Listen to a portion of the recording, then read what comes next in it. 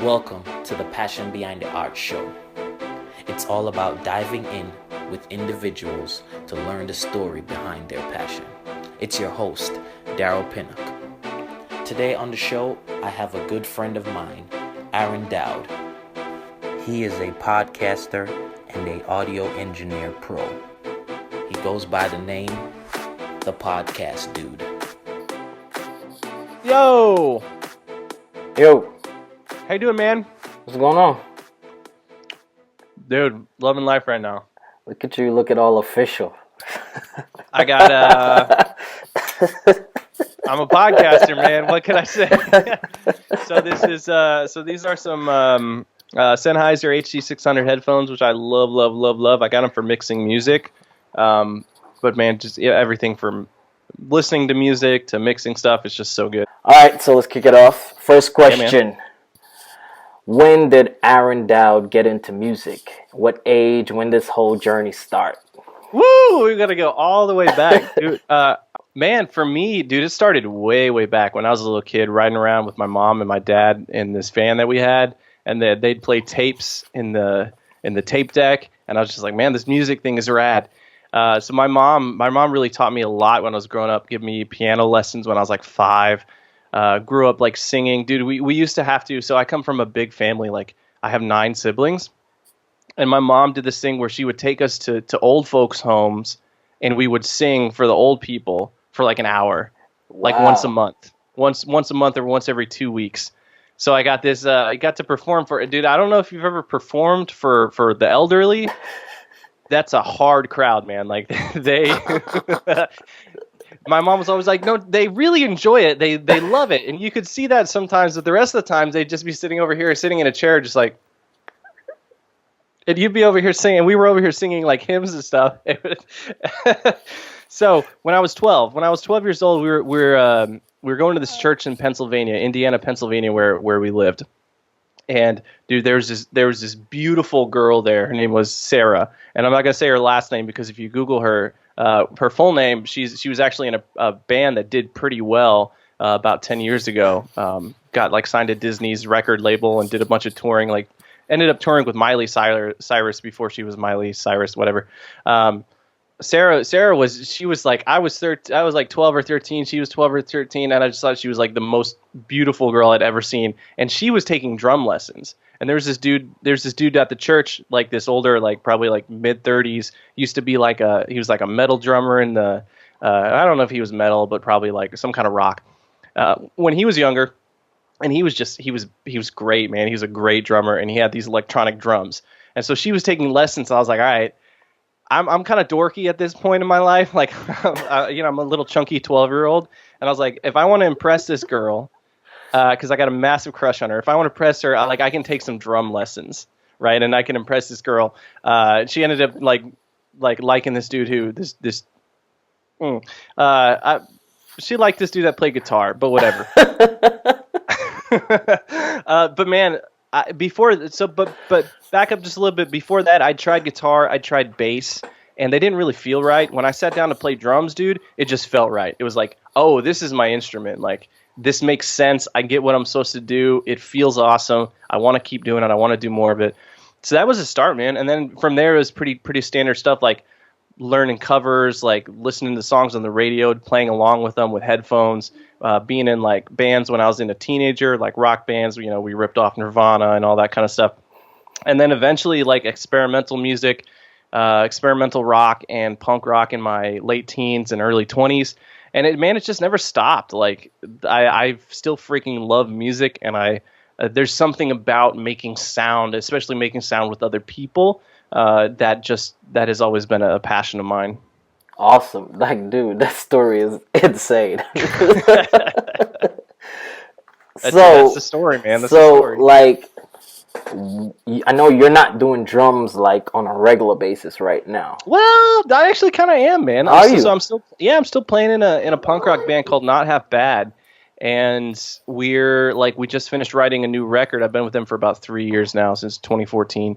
And we just finished writing a new record. We're about to go into the studio to record it, 10 or 12 songs. We actually have like a 3-week tour plan for June coming up in a couple of months. So yeah, I mean, okay. Well, I don't play as much as I used to. In an ideal world, I'd be able to sit down 2 or 3 times a week and just jam for an hour or two, practice, play along with records, try to learn new records, stuff like that. Lately, I've been really busy with all the podcasting stuff.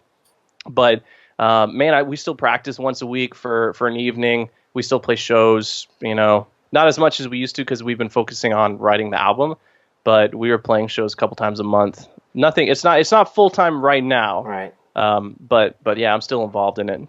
So how did you jump from being this aspiring drummer because you had a crush on a girl to being the podcast dude? Dude, man, it is kind of a long story, but I'll try to tell it pretty quickly. All right, so I had a crush on this girl, 12, 13. That's why I started playing drums. Throughout my teens, the next 5 years, from like 12 to 17, 18, all I wanted to do was be a professional drummer, right? Like that was a dream. But man, like when I got 17, 18, like I fell in love with my first girlfriend, and that relationship didn't work out, and it just crushed me, man, because like I was just, you know how teenagers are. You just think that this person is like going to be your person, is going to be happily ever after, and then they break up with you and they go out with somebody else, and you're just like, why? It's just way too dramatic. So I took it really hard, man, and I got into smoking cigarettes, and then got into drinking, and then into smoking weed. And by the time I was 21, man, my life was just kind of a wreck. I didn't know what I wanted to do. I was just really hard on myself in a bad way, so I did a lot of self-destructive things. And I woke up one day and I was just like, man, my life kind of sucks. Like this can't be it, right? Like I don't have to stay in this bad place forever. So I started thinking about ways, because I took a year or two of college, and I was doing music in college, and it just wasn't working out because I'm a drummer. I don't know anything about music. No, I'm just kidding. That's the joke, right? Like drummers aren't musicians. But I finished a year of music theory, but I didn't want to be a teacher. I just wanted to play shows, I just wanted to make music with my friends and play shows. But like where I live in Fort Worth, Texas, not a huge music town. I was 30 minutes outside of the city. So I was in a little college town, and I didn't know a lot of people that were making a living playing music, and it didn't seem possible to me. So I started thinking about it. I was like, man, I don't want to be broke my whole life. I don't want to be having to live with my parents or work. At the time I was working at a really terrible automotive parts factory. I was making spark plug boots, like these big machines. It was hot, like working a lot, like it was tiring work. I wasn't getting paid that much. Like it just sucked. And I was like, there's got to be some way I can make money and still like be a touring musician. So I went to Google and I just typed in like how to make money from a laptop, or like how to make money while traveling or something like that. And the stuff came up about making websites or doing graphic design or running your own business or something. I was like, I don't know what any of this means, but I'm going to figure it out. Like I'm going to try it. I'm going to figure it out. So I started listening to podcasts. I started reading books, articles online, like watching videos, all this stuff, just trying to learn what it means to like be a web developer or a designer or anything, to where I could just do work on a computer, get paid, not have to go to an office or to a job or work at fast food or whatever. So, man, I got okay at it. Like I learned how to put together a website and like how to do a little bit of basic graphic design, just amateur stuff. Gotcha. But I was listening to a ton of podcasts. Around that same time, I was like, you know what? Since me and my friends, we don't have much money and we want to record songs, I was like, I can buy a microphone like this one I have right now. I can buy a little audio interface and get a little computer, and I can record some songs. Like maybe someday I could be an audio engineer. Like how cool would that be? Right. So I was reading books, reading tutorials, listening to podcasts. And I started noticing that like a lot of the podcasts I listened to, some of them sounded really good, and some of them sounded really bad. And like some of the shows that I really enjoyed sounded really bad. And I was like, man, it's like they don't know how to use a microphone, or they don't know how to do any kind of editing in their program. And because I'd loved podcasts so much, I'd met some dudes online and we're just like, hey, podcasts are cool. We should start a podcast. So we started a podcast, and it was terrible, but I learned how to record. I learned how to get a show into iTunes. I learned how to do the editing and all that stuff. So at this point, I was looking around at all these shows I was listening to, and one of the shows that was about web design was really good, called the Shop Talk Show. And it was a really good show as far as content goes, but as far as quality, it was really bad. They didn't that like they were. It was one of those shows where they'd be talking to someone and then the Skype call would drop, and then it'd take them like 5 minutes to get back to talking what they were talking about, because they were like, oh, the Skype's down. Can you call the person back? What's going on here? Sorry, folks, technical difficulties. And I'm just over here like, oh my gosh, are you serious? Like just, and then sometimes somebody would call in and they'd be like way quieter than the other people and you couldn't hear them. And I'm just like, this is awful. So I love the guys though. So I sent them an email. I was like, hey, I know a little bit about this editing thing. Maybe I can help you out. Like, would you want help editing your show? And they were like, yeah, how much money do you want? And I was like, oh, snap. Like, someone's going to pay me money for that. I was like, I don't know how much money. I was just like, I just wanted to have a good show to listen to. But so they started paying me just a little bit of money. But it was like, dude, I'm doing it. It's like, I'm making money from a computer. This is awesome. And then they told someone about me. They were like, one of their friends who was making a podcast about being creative and all that stuff. They were looking for someone to edit their podcast. And so these other guys sent that dude to me. They were like, hey, this dude Aaron edits podcasts. And I get this email one day and it's like, hey, so-and-so told me that you edit podcasts. Would you like to edit mine? And I was like, I think I might have something here. So they're like, we have these questions. I'm like, all right, cool. So they asked me some questions about this and that. I wrote a response and then I was like, maybe I should put this on a website. So I created this super simple Squarespace site that was like, hey, hire me to edit your podcast. Like I can put it together. I can upload it to your website, all this stuff. I'll charge you $100, whatever. I don't know. And I just figured it out over the course of a couple of years. People kept asking me questions. I kept making blog posts, tutorials, like YouTube videos on it. And it just spiraled out of control to eventually I met my friend Sean McCabe, who's a hand lettering artist. That's how we know each other. He wanted to start a podcast. I was at some meetup in Austin, and one of my other friends, this dude I knew from the internet, was like, hey, you got to meet this dude, Sean. And I was like, all right. He's like, Sean wants to start a podcast. I'm like, cool. So we were talking about gear and talking about like what the show's going to be about. And eventually, like, he did so well with an online course that he made. He was like, hey, I want to do more podcasting stuff. And also, you're just a cool dude. Would you like to come work for my company? You can work from home. You can just help me make podcasts and do writing and all this other stuff. I was like, man, that sounds awesome. Because I did freelancing for like 2 years as a freelance podcast editor. And it was amazing, but it was really hard. And it was hard to keep track of all the it was hard to keep track of all the invoices going out and like this client needs that and that client needs that. I had like 10 different people emailing me every day and it was just crazy. And I was like, all right, I'm ready to step back and just mainly focus on doing work for this one dude, for these other guys that are part of the company that are my friends. It's a good time. So Sean Weston is the name of that company if anyone wants to check it out. It's really cool. So yeah, that's man, I just kind of like accidentally fell into it because I was just trying to learn how to make money so I could support myself while I was traveling. Friggin' awesome, man. Awesome crazy. Story. It is crazy. Because otherwise I wouldn't have known you. Right? Right. Awesome. So you're working for Sean full-time right now, right? Yeah. You're the podcast guru, right? Yeah, sure. I like the podcast, dude, because it's a little less, what is the word? Not presumptuous. Anyway, it sounds a little less fancy and just like the podcast dude, right? Because I'm from California originally, so I'm kind of laid back. I'm chill. And it fits you. The actual name fits you. Thank you. Personality. Thank you. So, I know it hasn't always been easy, right? No. It hasn't always been easy, but it's always been pretty awesome. Well, that's good. Yeah, That's good, and that's the cool thing of being a part of Sean West is that it changed perspective and changed mindset. So even when things don't go that right, your perspective changes the outlook on everything. Yeah, man, I don't know.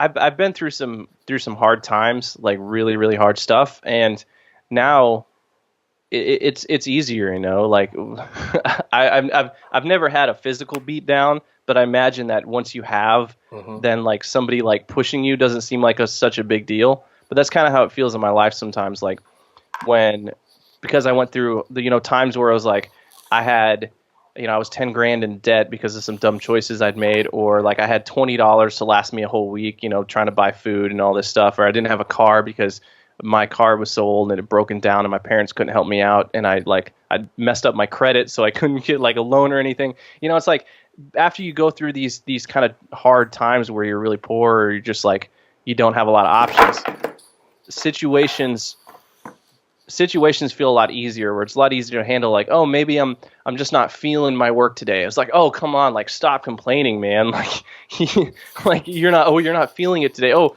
you only got 6 hours of sleep last night instead of 8. Poor me. It's like I stay optimistic, and I always try to stay grateful for all the good things that I have in my life, because I am extremely fortunate and I am really blessed. So awesome. So mindset thing. Who is in Aaron's circle? Who are those top 5, top 3 people that you would consider your support system? Man, it's kind of hard to say. Definitely Sean McCabe. So my dude Sean is super rad, and he's always been really supportive and really understanding of me and like what I want to do, and he doesn't ever give me crap for being me and being as weird as I am. He's just always been like super helpful, and man, I love that dude. Besides that, obviously, I got to thank my parents, even though they were scared for me in my younger days, because they were like, we don't know what this dude's doing. It seems like, because I didn't really do college, they thought that was the way to be successful, and I was like, that's not going to work for me. And they were like, you're going to be poor your whole life. And I'm like, I'll figure something out. Don't worry about it. But I know it was hard for them, and they did have my back when I needed them. Even though they gave me a lot of crap sometimes, they were like, man, maybe you should go get a real job. And I was like, well, maybe. But so definitely my parents, man, I have a super awesome girlfriend now, Diana, that is just really supportive and really rad. And she's a lot like me, but then also she's also not a lot like me in certain ways. And so I'm learning that I'm too hard on myself and other people sometimes, and I need to relax a little bit. And just enjoy life and be grateful and be present in the moment more often. So that's been really cool. Dude, I got an awesome roommate, Matt Lucas, who runs a cool print shop here in Fort Worth. We met at the Sean West conference last year and just hit it off. And like he's super smart and just has a lot of really good things to say all the time. Beyond that, man, like the people in the Sean West community are super rad. The guys in my band are a lot of fun. Really, some of my biggest influences and the biggest help has come from people who make stuff online, people who write blog posts and who write books and make videos just sharing what they know. I don't think I'd be here if it wasn't for the generosity of those people putting out content and writing books and sharing stuff, because it really gave me the inspiration and the idea and the knowledge to go from where I was and what I was doing to having this new kind of life and doing all these new things and meeting all these new people.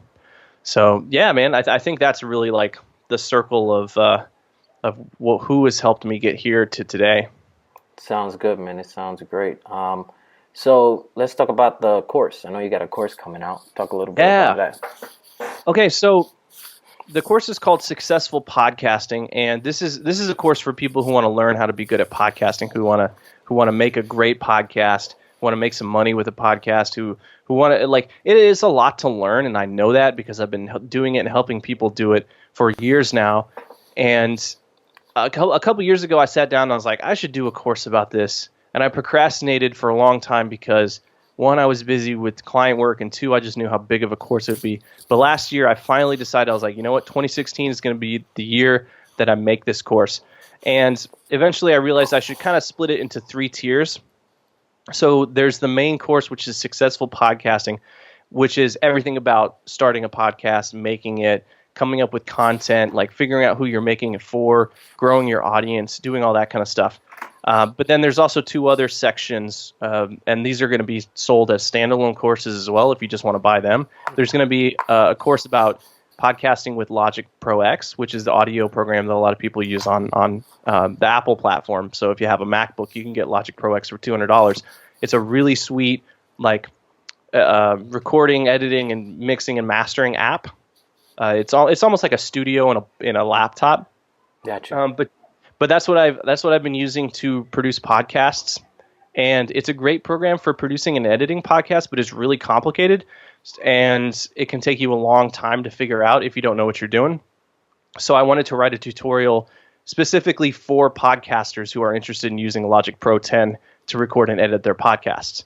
So that's going to be a course that's like 45 relatively short video lessons, but just like everything you need to know and not the stuff that you don't need to know. Gotcha. So like I've learned all the tricks, I've learned all the shortcuts, I've learned exactly what I need to teach everybody to be able to record a podcast that sounds great, get it edited and get it out and not spend a ton of time on it. And then I also recorded a little course called GarageBand for podcasters, or podcasting with GarageBand. I always get the two confused. Either way, I recorded a course about how to get started with podcasting using GarageBand, because that's a simple option. It's actually a free program now. GarageBand is. I'm sure a lot of your listeners probably heard of this. So I just wanted to put together something relatively short and simple for people who are like, you know what, I want to try this podcasting thing. I don't have a ton of money to spend. I don't want to invest a bunch of time. I just want to maybe like record a track or an interview and then post it up on iTunes and stuff. So I made a course about podcasting with GarageBand. So those are almost done, man. Like I've got everything recorded, all the videos edited, got everything set up on the website. We're just putting the finishing touches on it. We're shooting for a July 1st launch. Okay. July 1st. So, yeah. Awesome. So, and that'll all be at successfulpodcasting.com. Awesome, dude. Awesome. Yeah, it was so much work, but it's really cool that it's like recording and releasing like 3 different albums at the same time. It literally is. It's like so much work, but when you're done, you feel super, super good about it. Yeah, man. It's going to do well. I already know. It's going to do well, man. Thanks, man. It's going to do well.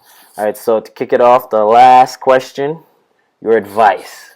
What advice would Aaron have for either a musician or someone who's getting into podcasting, seeing that that's your main focus right now? Yeah, dude, I see him as very similar, actually. Right. So making music and making a podcast is almost the same thing. You're creating something, you're sharing something inside of you.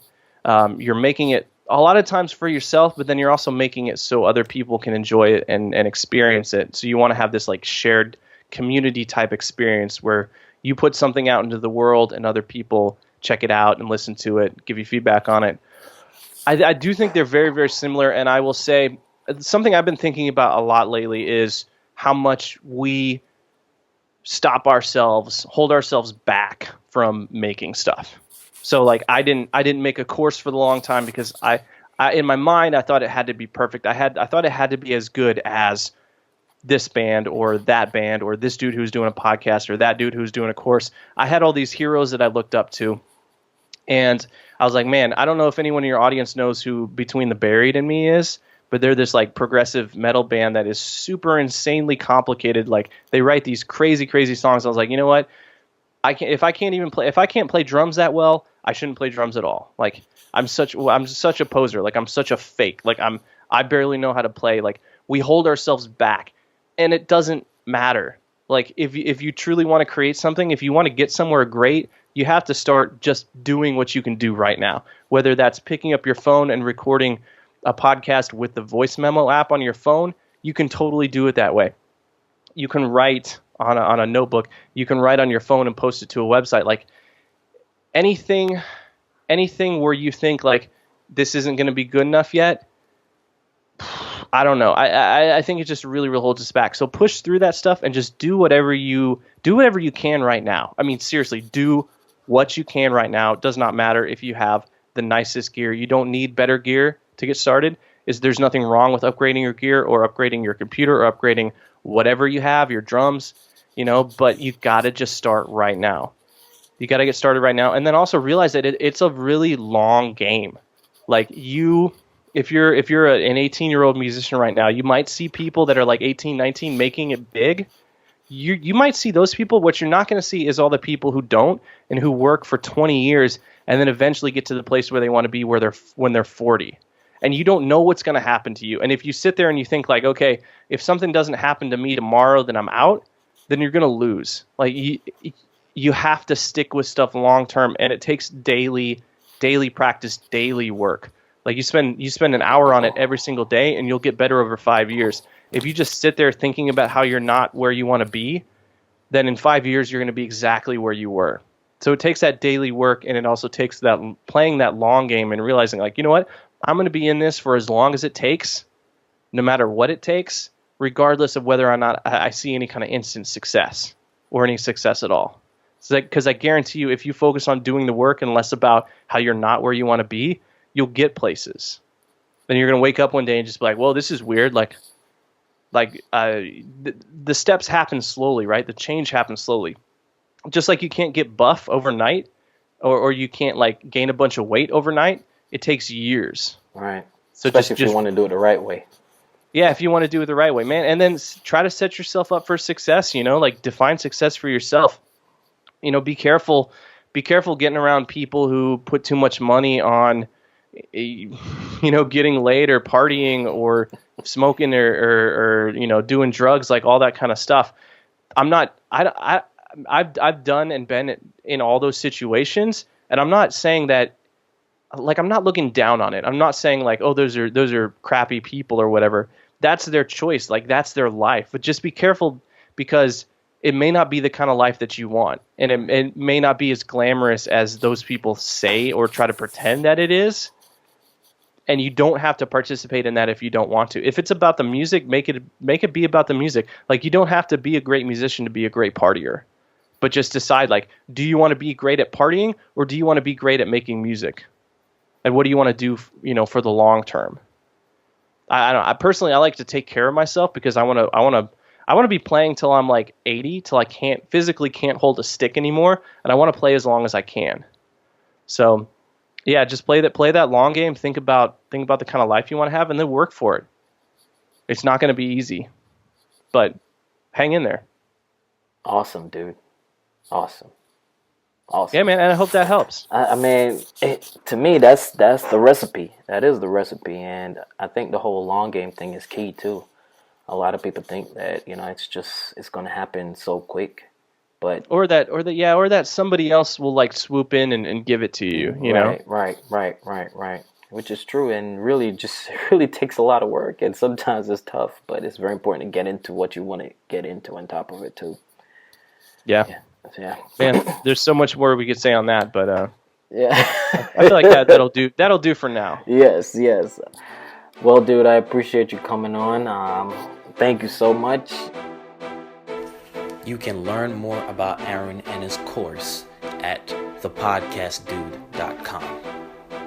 You can also keep in touch with me at DPCREATES.com.